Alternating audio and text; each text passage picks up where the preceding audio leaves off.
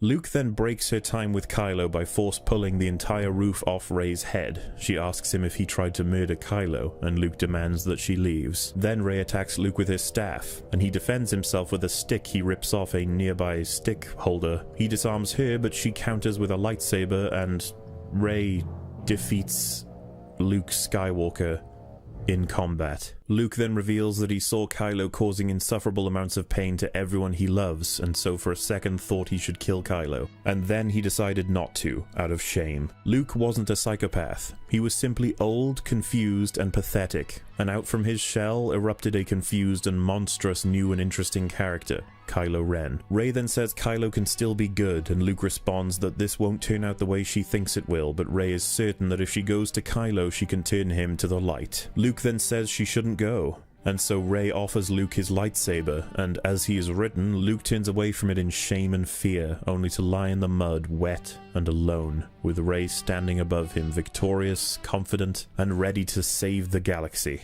I used to be the orphan discovering hidden powers. Now we've got this one. I used to be the hotshot, impulsive X-Wing fighter.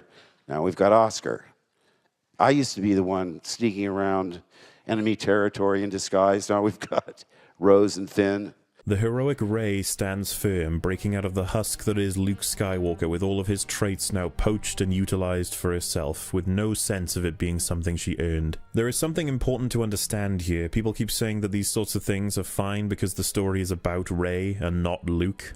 The story is about Kylo and not Luke. I have something incredibly surprising to explain to you. This film is a sequel. The story is still running from all the way back in The Phantom Menace.